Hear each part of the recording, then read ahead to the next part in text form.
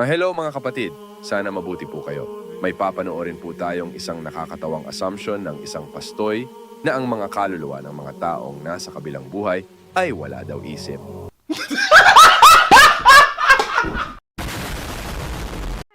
Okay.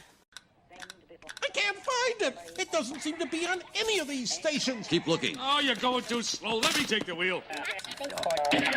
It's too fast. How could you even tell what's on? I can tell. There it is. Go back. Back. Too late. I'm in the 40s. Gotta go around the horn. It's faster. Stop. I look for the giant chicken. Now, Na tanong, sabi mo yung mga namatay wala nasa isip. Totoo yun, hindi? Totoo yun!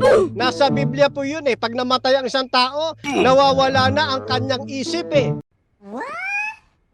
Ngayon, tutulan niyo po yan sa pamamagitan ng pagbabasa ng Biblia. Patunayan po ninyo na kapag namatay ang isang tao, meron pa siyang isip. Stop it. Get some help. Oh, patutunayan ko sa pamamagitan ng pagbasa ng Biblia, nawawala ang kanyang isip. What?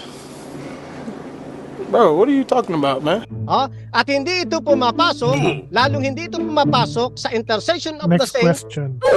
Okay. Sunod na tanong.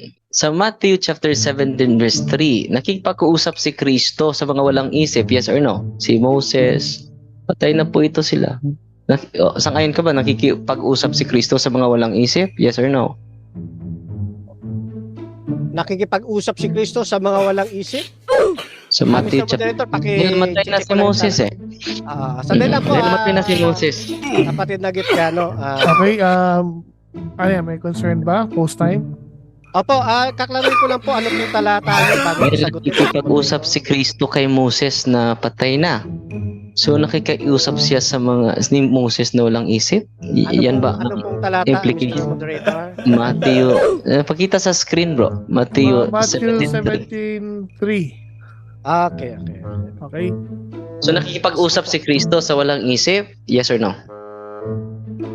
Nakalagay dito, hindi ko masagot ng yes or no kasi ang nakalagay lang dito, nakita na lamang ang sukat ng tatlong Objection, Mr. alagad. Moderator. Ang rule natin, ipairal natin. Categorical question should be Categorical, bro. answered categorically. Okay. Mr. Moderator, hindi ko masagot ng yes o di kaya no. Okay. Sapagkat ang So, nakalagay wait.